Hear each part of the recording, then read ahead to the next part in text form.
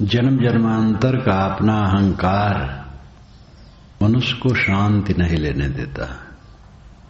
अहंकार झूठा है। जिस चीज का अहंकार हमें होता है वो हमारा नहीं है। तादात्म बना लेता है मनुष्य। तादात्म का अर्थ है किसी में चिपक जाना, अपने को उसी में जोड़ लेना जोर से। मिथ्या वस्तुओं में आदमी तादात्म कर लेता है, अपने को जोड़ लेता है, बस अहंकार होता है। कोई वस्तु संसार की नहीं है जो मेरी है, एक व्यवहार है। वही अहंकार अपने को तकलीफ देता है। जीवन जितना बीतता, ठोकर तो सब समय लगते हैं, लेकिन उम्र के उतार में ठोकर अपनों द्वारा लगता है, उसमें ज्यादा पीड़ा होती है।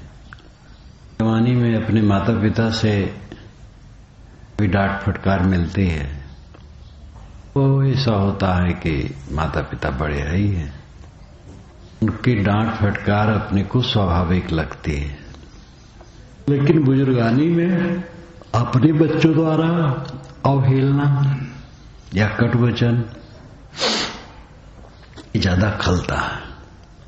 इसमें भी हमें अपने अहंकार को देखना है, उन्हें नहीं देखना है। वो तो जैसा समझते हैं कहते करते हैं, क्योंकि काम अपना करना है। हम उन्हीं की गलती देखते रहें तो फिर हमारा सुधार नहीं होगा। अपनी गलती देखें, हमारी त्रुटि है, हमारा मिथ्या अहंकार है। अपनों से ही सबको हारना पड़ता है। एक बहुत बोलते हैं जो, उन्होंने मुझसे कहा कि मैं तो अपने लड़के के सामने ही हार जाता हूं, सबको जीत आता हूं और घर में अपने लड़के से हार जाता हूं। वो बोलता है तो मुझे बोलने की समय ही नहीं देता है। मैंने कहा अहंकार टूटा ना, तो हंसने लगे। बुढ़ापा में अपनों से ही अपना अहंकार टूटता है, ये स्वाभाविक है, होगा। हम आशा क्यों करें कि हमारे सब अनुगामी हमारे लिए हाथ बांधे खड़े रहेंगे।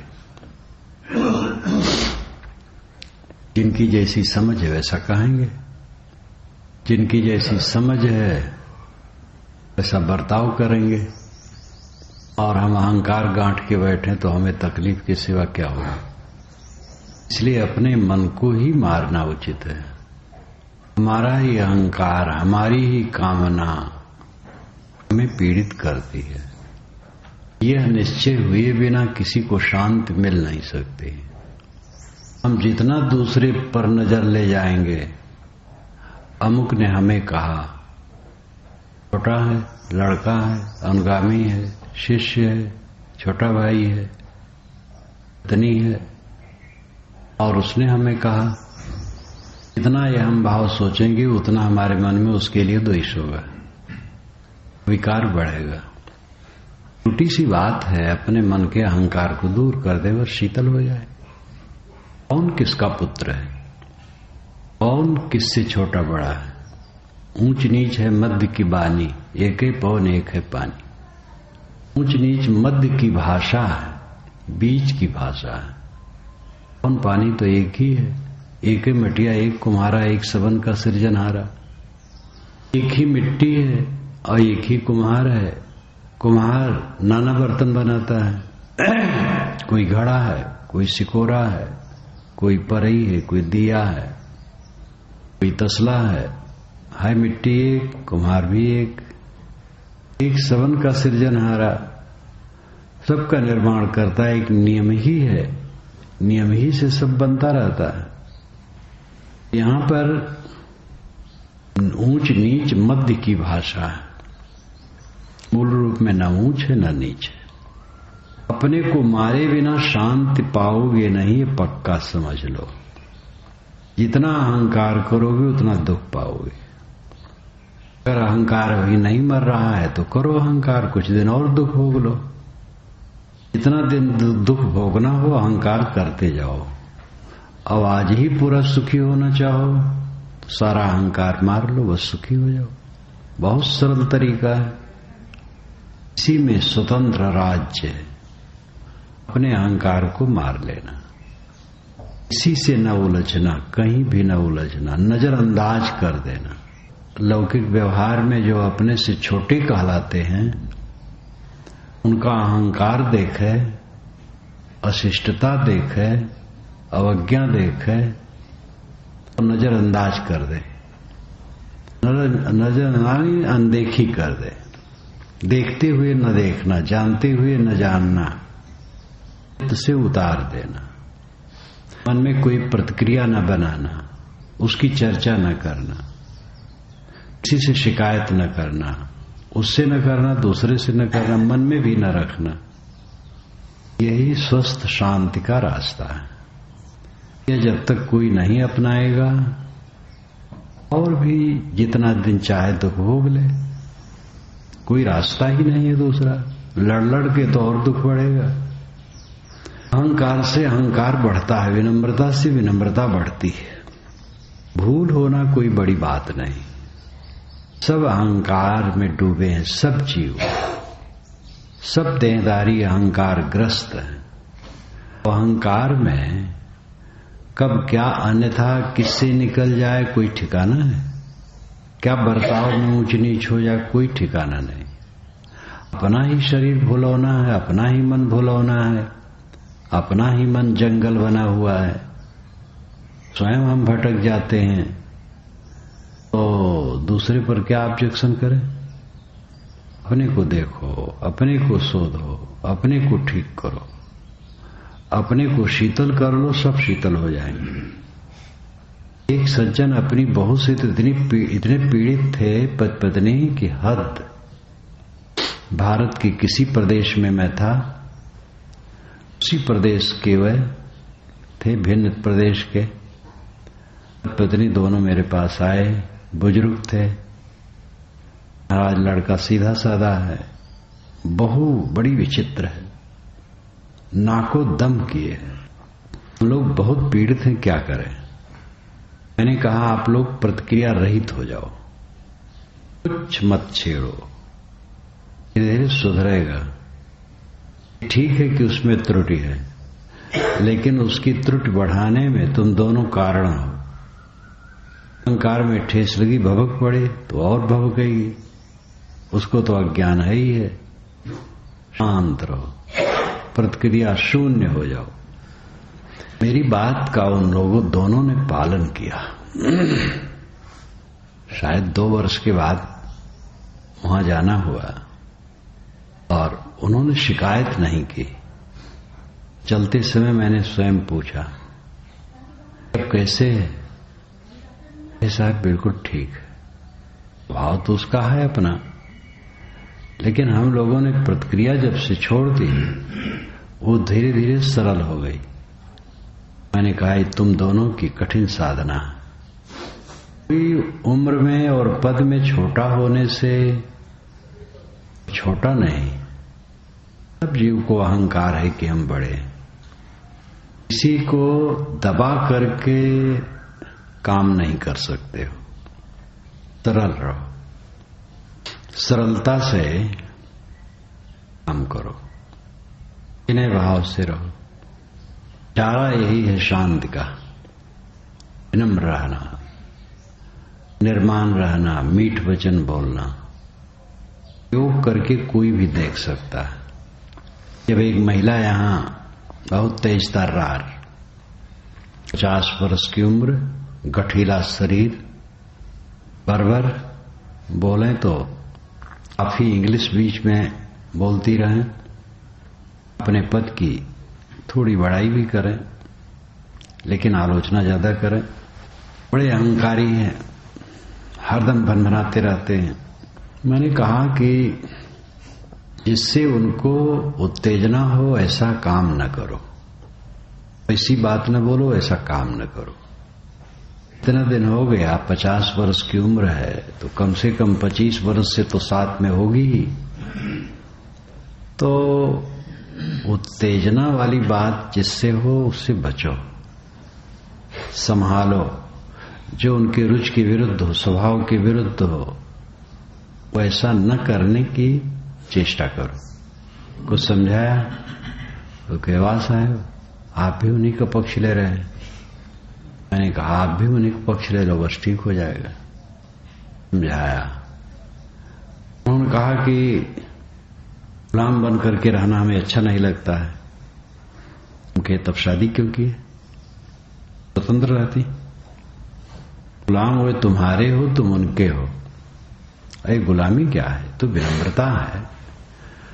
हम दूसरे को समर्पित हो, वह हमें समर्पित हो तब काम बनेगा।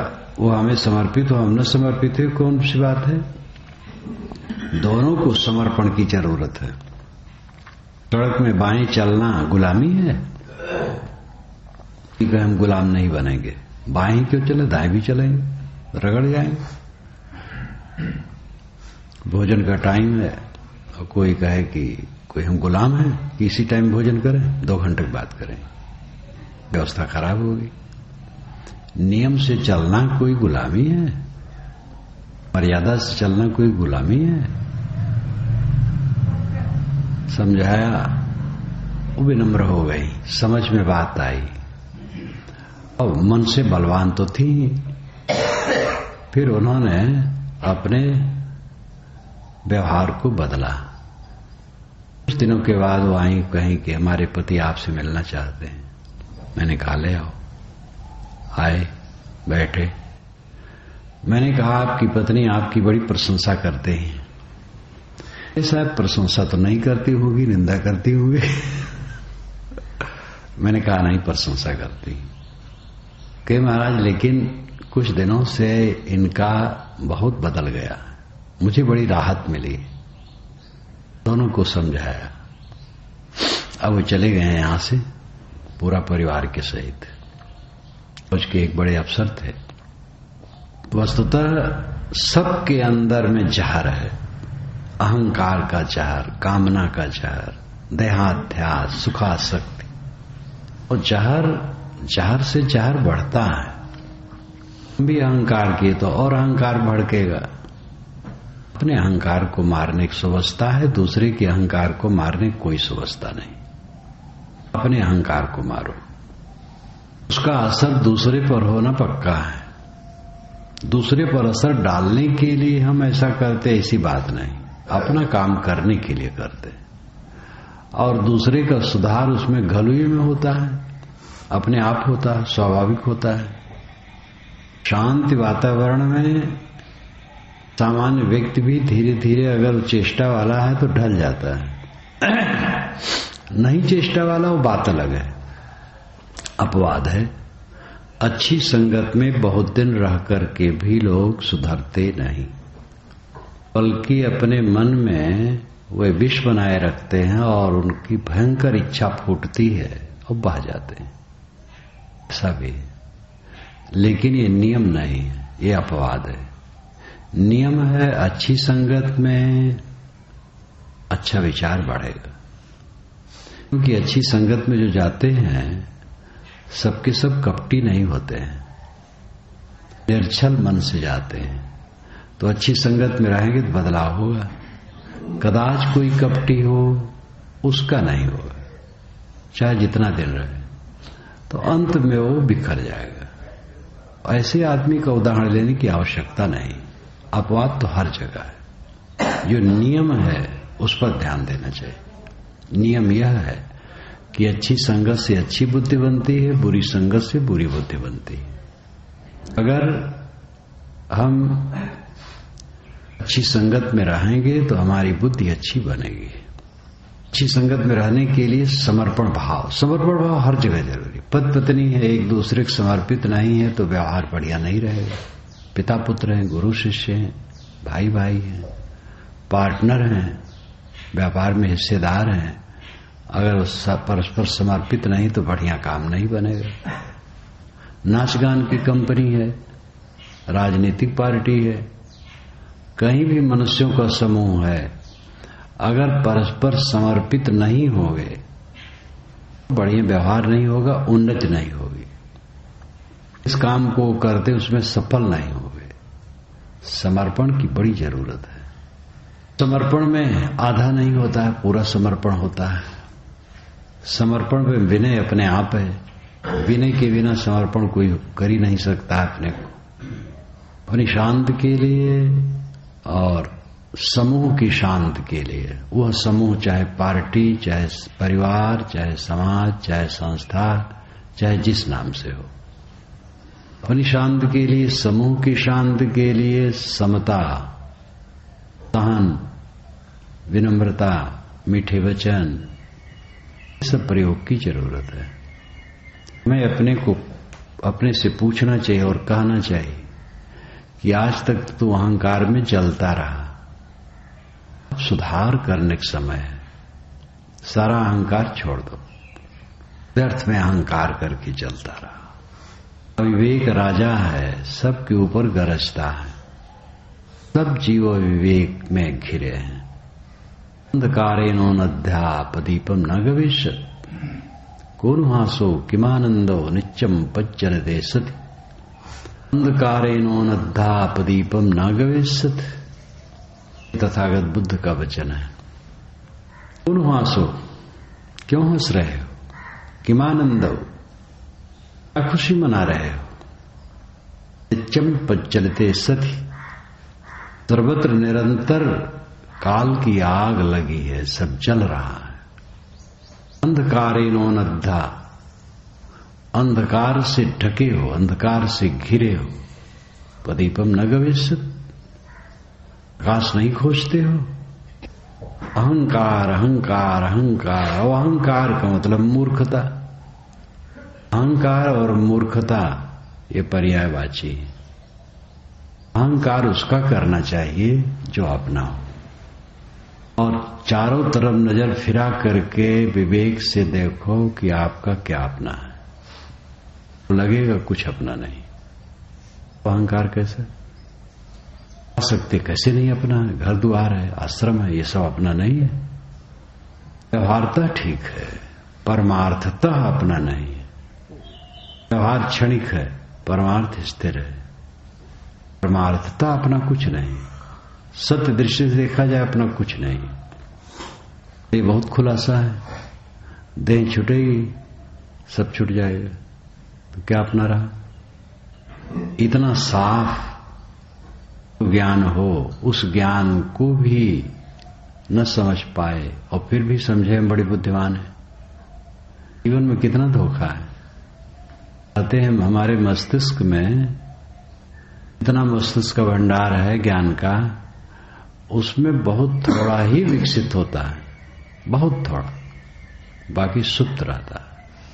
और हम अगर देखें तो हमारा ज्ञान इतना प्रबल है, जीवन भर हम अपने को अधिक समझदार माने रहते हैं और जीवन भर घोर अज्ञानी बने रहते हैं। हर इंसान को अपनी बुद्धि और सदाचार का घमंड रहता है। सबसे हमारी बुद्धि ज्यादा है और सबसे हमारा सदाचार ज्यादा है। ये दोनों धोखा है। सदाचार जितना होना चाहिए उतना विनम्रता आनी चाहिए। बुद्धि बढ़े तो विनम्रता आवे। बुद्धि का घमंड, घमंड ही मूर्खता है। कोई चीज अपनी नहीं। मस्तिष्क में विकृति आ जाए तो समझ में भी नहीं आएगा क्या है, बुद्धि गड़बड़ा जाएगी। महापंडित राहुल सांकृत्यायन 33 भाषाओं का ज्ञाता, और जब उसको विस्मृत का रोग हुआ तो 10 तक गिनती नहीं गिन पाता था। दिल्ली में जब उनका मित्र मिलने गए, उस समय दिल्ली में थे, उनका हाथ पकड़ करके कांपते हुए वो बोले, क्या मैं पढ़ा लिखा आदमी हूं? लोग कहते अगर स्वस्थ हो जाते तो उनको फिर से कखा पढ़ाना पड़ता। उसने इतना साहित्य दिया है, महाविद्वान, महापुरुषार्थी, महाश्रमशील, और और महाअसंयत, जहां गया तहां एक शादी किया। अभक्ष उसके लिए कुछ नहीं था। जब यहां के पंडितों की सभा में उसकी प्रशंसा में सभा हुई, अच्छे अच्छे पंडित सब जुटे और खुद महापंडित था। ये भी नहीं सोच कि कैसे बोलना चाहिए। कहा कि यहां के पंडितों का क्या सौभाग्य है, मैं तो बंदा इंग्लैंड में गया गोमांस भी खाया। और जो अध्यक्ष बनाए गए थे पंडित, वे चुपचाप पैर नीचे किए चौकी के, जूता पहने चल दिए और सभा नीरस हो गया। और उनकी भी अनुदारता थी, जो चले गए। जो कहे थे उनको रहना चाहिए, सभापतित्व करना चाहिए, अंतिम अध्यक्षीय भाषण करना चाहिए, टिप्पणी कर देते, लेकिन उनकी अनुदारता। पंडित कोई विद्वान हो जाए तो इसका मतलब थोड़े सब उदार हो जाते, बड़ी बड़ी संकुचितता। काशी में एक सभा हुई पंडितों की। डॉक्टर भगवान दास जी ने कहा कि पुराणों में, महाकाव्यों में जो अंश गलत हैं उनको शोध के निकाल दिया जाए, अंतरात्मा की कसौटी से परखा जाए। हिंदू समाज के लिए हितकर नहीं है जो गलत बातें हैं। तो एक पंडित ने कहा, मैं तो अंतरात्मा जानता भी नहीं हूं कि क्या है, और पूर्व ऋषि महर्षि और पंडित जो कह गए हैं उस पर हम टिप्पणी करने वाले कौन होते हैं। डॉक्टर भगवान दास ने कहा, आप जैसे पंडित अगर कहते मैं अंतरात्मा को नहीं जानता हूं तो समाज कहां जाएगा। भगवान दास तो बहुत उदार थे, जैसे हिंदी वैसे संस्कृत वैसे अरबी फारसी की ज्ञाता और मानवीय विचार एकदम स्वतंत्र चिंतन, सबको मिला लेने की भावना। डॉक्टर भगवान दास बहुत योग्य पुरुष थे, सफल नहीं हुए तो सफल होंगे कैसे। एक एक जड़ जीव है पंडित नाम से, जो अपने नाक से आगे 6 इंच तक नहीं देख पाते। जब आज के अच्छे अच्छे पंडित ये नहीं समझ पाते हैं कि वेदों में सबका अधिकार है, किसी का अधिकार नहीं है।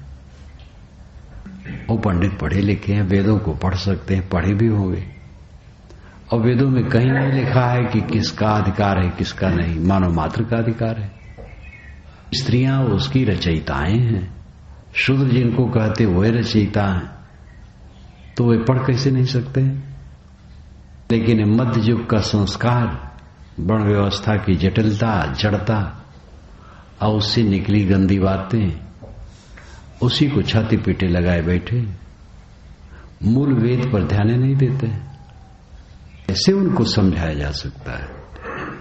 अहंकार राजा ऐसा है कि ये बात नहीं कोई पढ़ा लिखा है तो वो सही रहेगा, बहुत ऊंचे पद पर है तो इसलिए सही रहेगा, साधु महात्मक भेष धर ले इसलिए सही रहेगा, एक कुछ पता नहीं।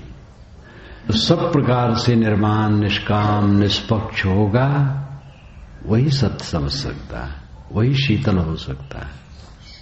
तो प्रसंग ख्याल आया, इधर की बात कुछ कही। खास बात यह है कि जो हमें ठेस लगती है वो ठेस हमारा अहंकार है। अहंकार का किला हमारे अंदर में गड़ा है तो ठंड ठंड करता है। वो किला उखाड़ करके फेंक दो, कहां ठनकेगा। आप कहो कि ये लड़के बच्चे समझदार नहीं, शिष्य समझदार नहीं, तो ठीक है, सबको समझाओ, फिर सबको बदलो। बर्फ भून करके खाओ। बर्फ को भून करके आज तक कोई खा पाया है? दूसरे को समझा करके स्वयं शांत कोई हो पाया है? अपने को समझा के शांत हो पाया है। दूसरे को समझाने का हमारा कोई अधिकार और वश ही नहीं। किसको किसको समझाएंगे? एक को समझा ले जाए, बाकी को एक ही को समझाना असंभव है। संसार में कितने लोग हैं, किनके मुख से कब क्या निकलेगा क्या ठिकाना है। सबके मुंह को बांध बांध करके हम चलेंगे? अपने मुंह को बांध ले बस ठीक। पूरी दुनिया में चाम बिछा करके राजे महाराजे भी नहीं चल सकते, लेकिन अपने पैर में चाम की जूती एक गरीब भी पहन ले तो पूरे संसार में उसके लिए चाम बिछाया। पैर में जूती पहन लिए, जहां जाते वहां चाम बिछाया।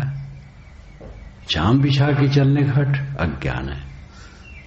सबको सुधार करके हम सुखी होंगे, ये असंभव बात सोचना पागलपन है। अपने सुधार ले बस, काम खत्म। बहुत सरल तरीका है। इसलिए अपने अहंकार ममकार को मारो, शांत चाहो तो। और शांत में भटकना हो तो गर्मी लिए घूमा करो, ठोकर खाते रहो। जितने दिन बीतेगा और रगड़े जाओगे और रगड़े जाओ, आपकी नाक खूब रगड़ी जाएगी, समझ लेना। चाहे कोई गुरु हो, चाहे कोई गृहस्थ हो, चाहे साधु हो, चाहे महंत हो, चाहे राजनेता हो, कोई भी हो, सारी सृष्टि पर नियम एक है।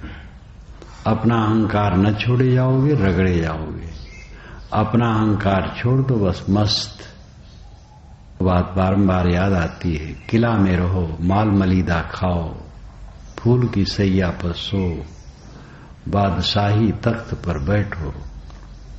ये साधुओं की भाषा है। शुद्ध संगत में रहो, संत संगत में रहो, एक किला में रहना।